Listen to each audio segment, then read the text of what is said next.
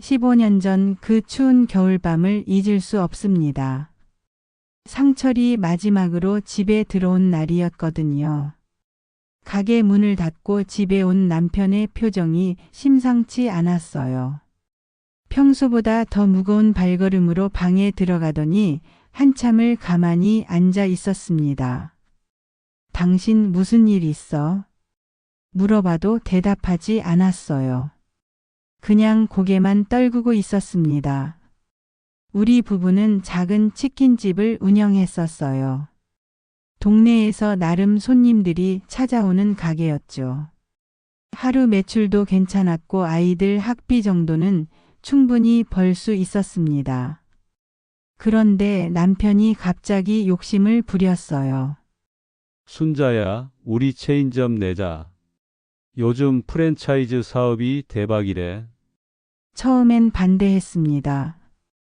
우리 형편에 무리라고 생각했거든요. 하지만 남편이 워낙 강하게 밀어붙였어요. 이 기회 놓치면 평생 후회할 거야. 다른 사람들은 다 성공하는데 우리만 이렇게 살 수 없잖아. 결국 설득당했습니다. 집까지 담보로 잡고 대출을 받았어요. 3개 지역에 동시에 가게를 냈습니다. 처음 몇 달은 괜찮아 보였어요. 매출도 나름 나왔고 남편도 의욕적이었습니다. 하지만 문제는 관리였어요. 3군데를 제대로 돌볼 수 없었거든요. 직원들 관리도 어려웠고 재료비도 생각보다 많이 들었습니다. 매출은 점점 줄어들었어요. 임대료와 인건비는 고정비용인데 손님은 줄어드니까 적자가 눈덩이처럼 불어났습니다. 당신 이러다 큰일 나겠어. 상철에게 말했지만 듣지 않았어요. 오히려 더 투자하자고 했습니다. 조금만 더 버티면 될 거야. 지금 포기하면 지금까지 투자한 돈이 다 날아가. 그렇게 1년이 지났어요. 빚은 5천만 원을 넘어섰습니다. 더 이상 버틸 수 없는 상황이었어요. 결국 가게들을 모두 정리했습니다. 하지만 빚은 그대로 남았어요. 은행에서 독촉 전화가 하루 종일 걸려왔어요. 집에도 계속 사람들이 찾아왔습니다. 어서 빚 갚으세요. 더 이상 기다릴 수 없어요.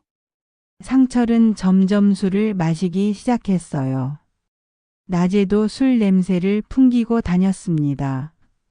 내가 뭘 잘못했다고 이런 일이 생기는 거야? 자기 탓은 하지 않고 세상을 원망했어요. 그런 남편을 보며 답답했습니다.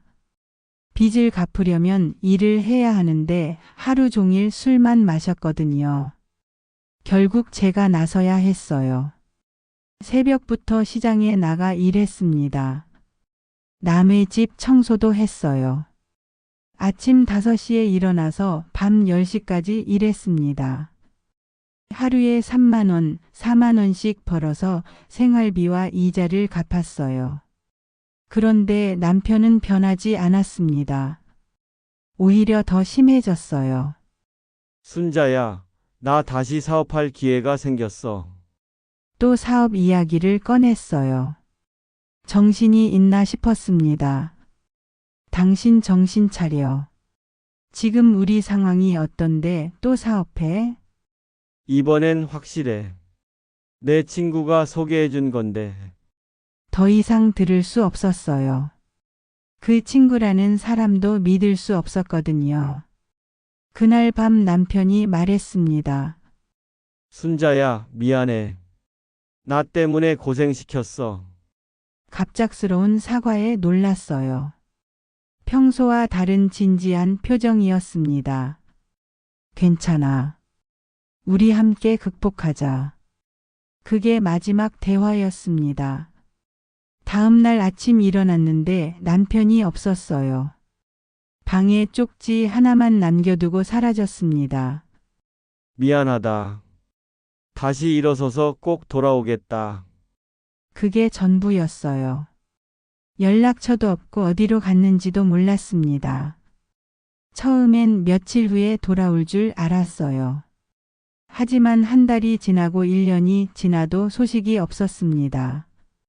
빚은 고스란히 제 몫이 됐어요. 남편 이름으로 된 빚이었지만 연대보증을 섰거든요. 하루하루가 지옥이었습니다. 아이들에게는 아빠가 사업차 멀리 갔다고 거짓말했어요. 엄마, 아빠 언제 와? 뭐라고 대답해야 할지 몰랐어요. 그렇게 15년이 흘렀습니다. 아이들은 모두 성인이 됐어요. 빚도 다 갚았습니다. 혼자 힘으로 해낸 일이었어요. 남편 없이도 살 수 있다는 걸 증명했습니다. 그날도 평범한 아침이었습니다. 새로 맡은 청소 일감이 있었어요. 고급 아파트 단지였습니다. 처음 가보는 곳이었어요. 아파트 값이 10억은 넘어 보이는 그런 곳이었습니다. 와, 여기 사는 사람들은 정말 잘 사나 보다. 엘리베이터를 타고 20층까지 올라갔어요. 복도도 넓고 깔끔했습니다. 청소할 집 앞에서 잠시 멈췄어요. 문패에는 김상철이라고 적혀 있었습니다. 김상철? 우리 남편이랑 이름이 같네.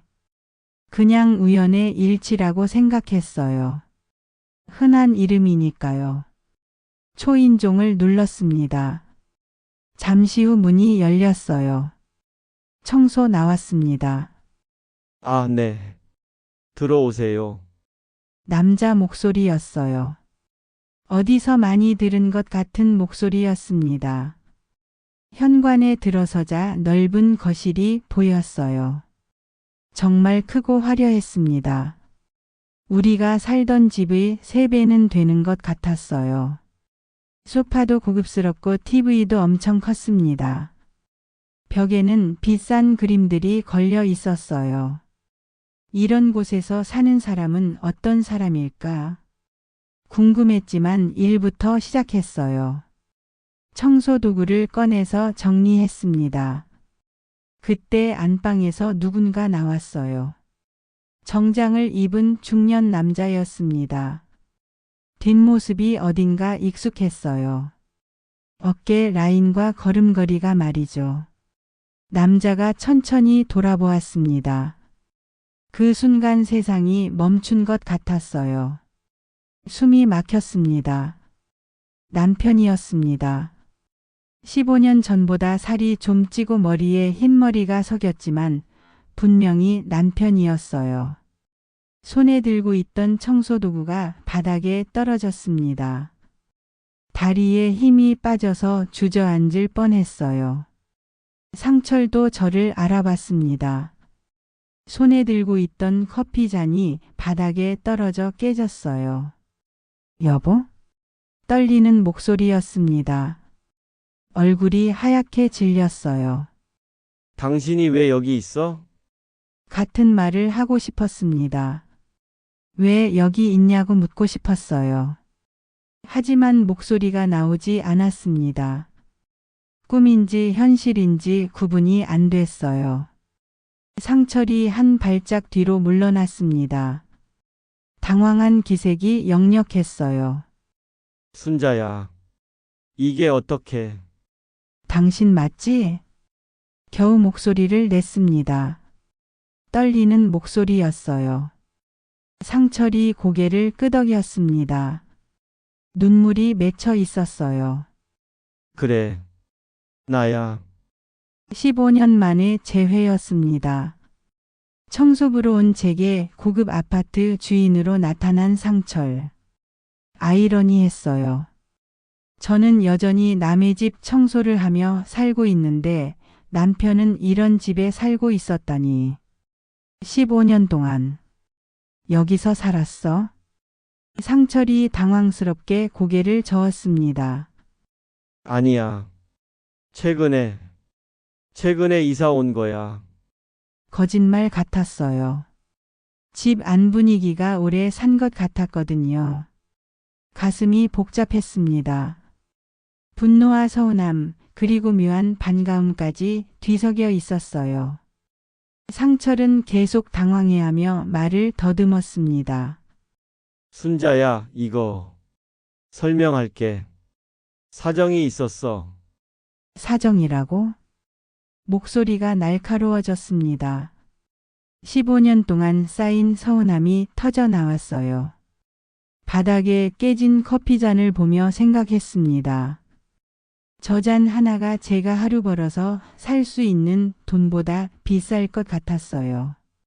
상철은 여전히 말을 잇지 못했습니다. 입만 벌릴 뿐이었어요.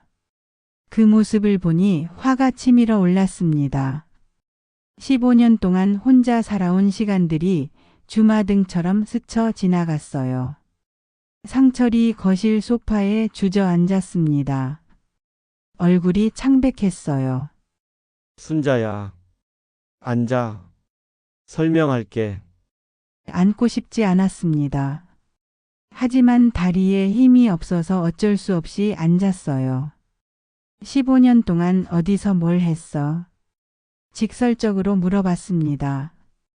돌려 말할 기분이 아니었거든요. 상철이 한숨을 크게 쉬었습니다.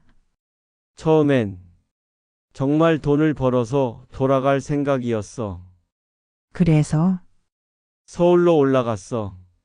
건설 현장에서 일했어. 아침부터 밤까지 죽어라 일했지. 그럴듯한 이야기였어요. 하지만 믿기지 않았습니다. 그럼 왜 연락하지 않았어? 15년 동안 소식 한 번 없었잖아. 상철이 고개를 떨궜습니다. 미안해. 정말 미안해. 미안하다고 끝이야. 나는 그동안 어떻게 살았는지 알아? 목소리가 높아졌어요. 참아왔던 감정이 터져 나왔습니다. 빚 5천만 원을 혼자 다 갚았어. 15년 동안 하루도 쉬지 않고 일했다고. 상철의 얼굴이 더욱 굳어졌습니다. 아이들은 아빠가 언제 오나 기다렸어. 준호는 고등학교 졸업식에 혼자 갔고 민정이는 결혼식에 아빠가 없어서 울었어. 눈물이 나려고 했지만 참았습니다. 울면 지는 것 같았거든요. 상철이 변명하듯 말했습니다. 나도 힘들었어. 빚 생각하면 집에 갈 면목이 없었어. 그래서 도망친 거야. 도망친 게 아니야. 돈을 벌어서. 그럼 이 집은 뭐야? 어떻게 이런 데서 살 수 있어? 상철이 잠시 말을 멈췄습니다. 뭔가 숨기는 것 같았어요. 사업을 했어. 무슨 사업? 부동산 중개업을 했어. 말할 때마다 목소리가 작아졌습니다. 거짓말하는 것 같았어요. 부동산으로 이렇게 큰 돈을 벌었다고? 운이 좋았어. 강남 재개발 때 큰 돈을 벌었어. 그럴듯했지만 뭔가 이상했습니다. 상철이 그렇게 머리가 좋은 사람이 아니었거든요. 그럼 이제 와서 왜 나타났어? 15년 동안 잘 살았으면 계속 그렇게 살지. 상철이 당황했습니다. 아니야, 나타난 게 아니라 우연히. 우연이라고? 내가 여기 청소하러 온 게 우연이라고? 상철이 대답하지 못했어요. 뭔가 석연치 않았습니다. 그때 상철이 갑자기 일어나서 제 손을 잡았어요. 순자야, 미안해. 정말 미안해. 하지만 이제는 달라. 뭐가 달라? 돈도 있고 이제 여유도 있어. 다시 시작할 수 있어. 어이가 없었어요. 15년 만에 나타나서 다시 시작하자니. 다시 시작하자고? 15년 동안 혼자 살았는데. 그때는 어쩔 수 없었어. 하지만 이제는 뭐? 당신이 성공했으니까 다시 데려가겠다는 거야. 상철이 말을 잇지 못했습니다. 정확히 그런 뜻인 것 같았어요. 화가 치밀어 올랐습니다. 자기 편할 때만 나타나서 함께 살자니. 나를 뭘로 보는 거야? 당신 편할 때 갖다 버리고 싶을 때 다시 데려가는 물건으로 봐. 상철이 손사래를 쳤습니다. 그게 아니야. 정말 미안해. 보상하고 싶어. 보상. 웃음이 나왔어요. 15년의 세월을 보상으로 갚는다고요? 그 순간 안방에서 소리가 났습니다. 안방 문이 열리는 소리가 났습니다. 누군가 나오고 있었어요. 상철의 얼굴이 더욱 창백해졌습니다. 식은땀이 흘렀어요. 상철 씨, 뭔 소리가 이렇게 요란해? 젊은 여자 목소리였습니다. 상철보다 한참 어린 목소리였어요. 화려하게 화장한 30대 후반 여자가 나타났습니다. 비싼 옷을 입고 있었어요. 순간 이해했습니다. 왜 상철이 그렇게 당황했는지 말이에요. 여자가 저를 보더니 의아한 표정을 지었습니다.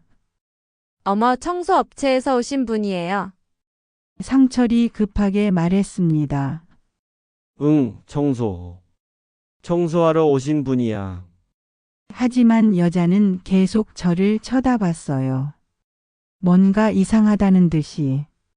그때 여자가 상철의 팔을 자연스럽게 끼더니 말했습니다. 여보, 커피잔이 왜 깨져 있어? 여보라고 불렀습니다.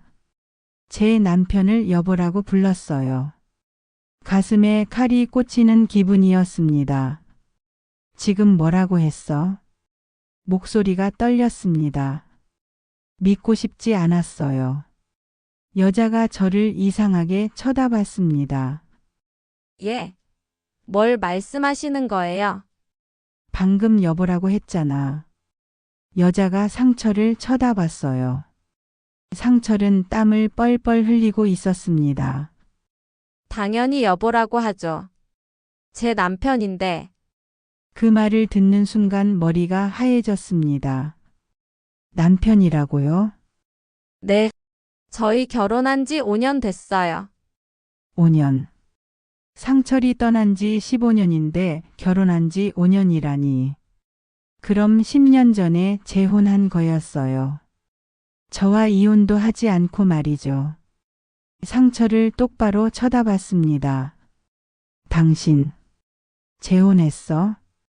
상철이 고개를 숙였습니다. 대답하지 않았어요. 여자가 놀란 표정으로 물었습니다. 재혼이라니요? 무슨 말씀이세요? 이 사람은 제 남편이에요. 15년 전에 집을 나간. 여자의 얼굴이 굳어졌습니다. 뭐라고요? 남편이라니요? 상철에게 따졌습니다. 여보, 이게 무슨 소리야? 당신 첫 결혼이라고 했잖아.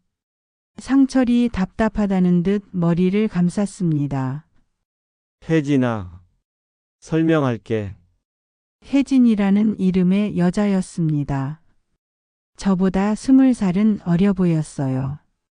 설명이 뭐가 필요해? 당신이 거짓말한 거잖아. 혜진이 화를 냈습니다. 5년 동안 나를 속인 거야. 이미 결혼했으면서 독신인 척했다고.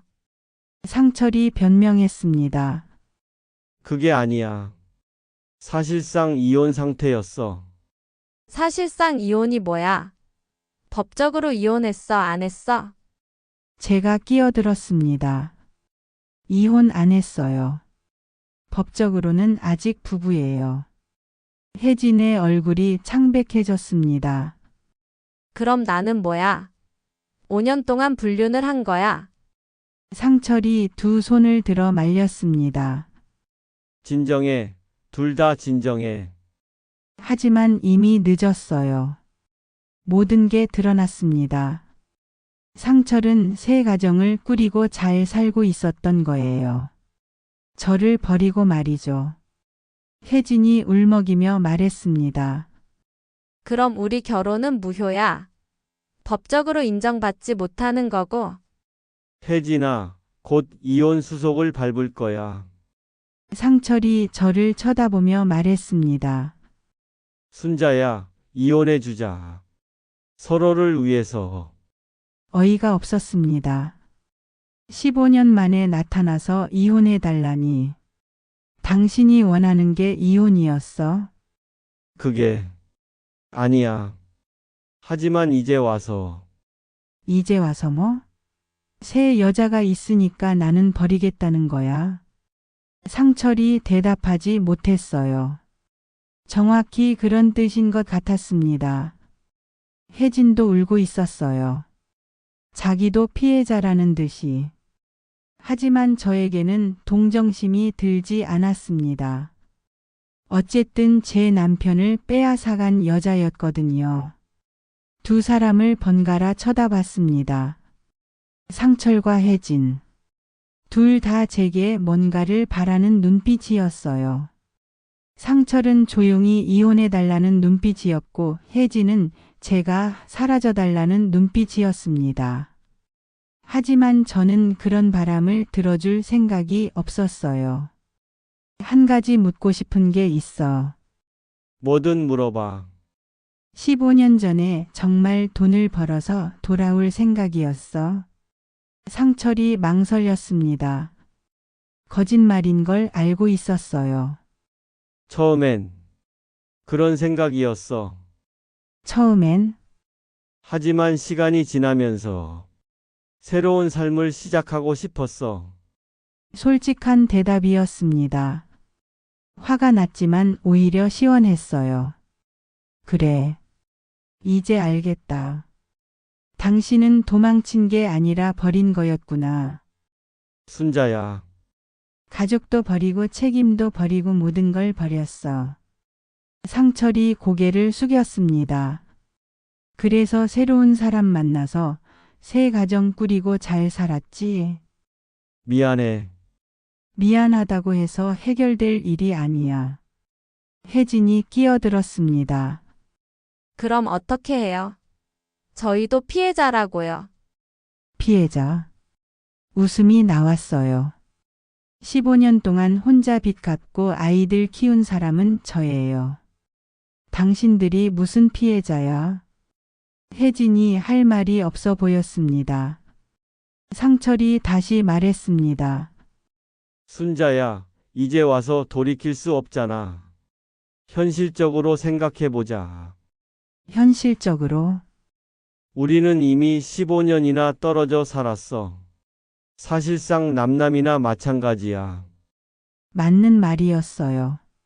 하지만 인정하고 싶지 않았습니다. 그럼 내 15년은 뭐가 되는 거야? 보상할게. 위자료도 충분히 줄게. 돈 이야기가 나오니까 더 화가 났어요. 당신은 모든 걸 돈으로 해결할 수 있다고 생각하는구나.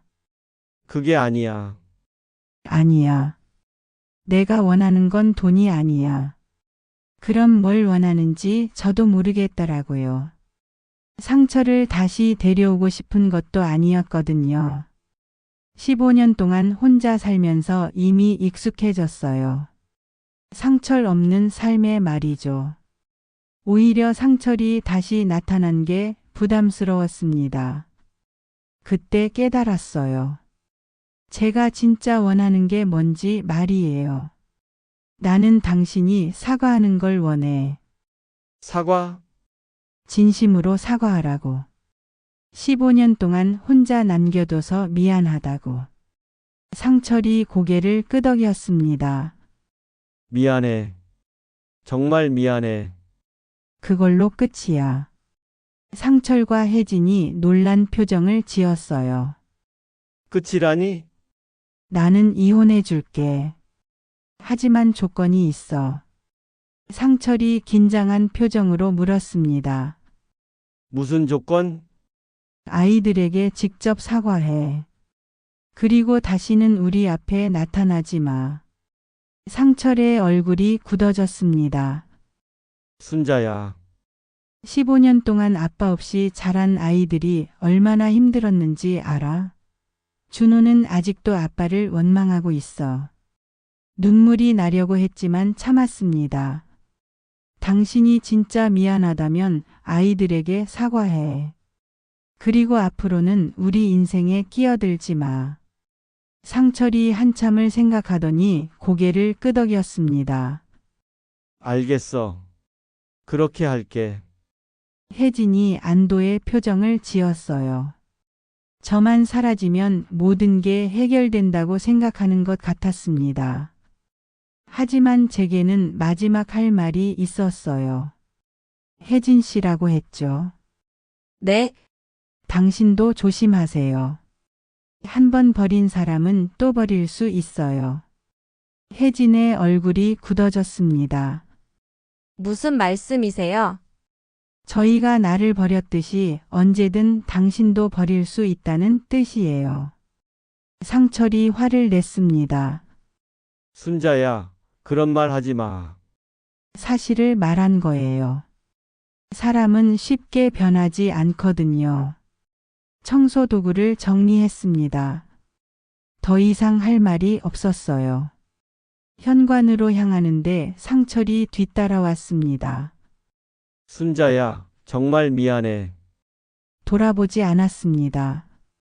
미안하다는 말은 이제 그만해요. 지겹거든요. 그래도 상철 씨, 우리는 이제 남남이에요. 법적으로도 곧 남남이 될 거고요. 상철이라고 불렀습니다. 여보라고 부르지 않았어요. 순자야, 다시는 부르지 마세요. 저는 이제 자유예요. 문을 열고 나서면서 마지막으로 말했습니다. 15년 동안 당신 없이도 잘 살았어요. 앞으로도 그럴 거고요. 엘리베이터를 타고 내려가는데 가슴이 시원했습니다. 오히려 감사했어요. 덕분에 완전히 정리할 수 있었거든요. 15년 동안 마음 한편에 남아있던 상철에 대한 미련까지 말이에요. 집에 돌아와서 아이들에게 전화했습니다. 준호야, 민정아, 엄마가 할 말이 있어. 모든 걸 말했습니다. 상철을 만난 일부터 이혼 결정까지. 아이들은 놀라면서도 제 결정을 지지해줬어요. 엄마 잘 결정하셨어요.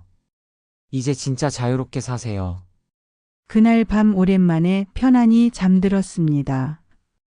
15년 만에 처음으로 말이에요. 빚만 남기고 떠난 남편 상철, 그리고 성공한 모습으로 다시 나타난 그 사람.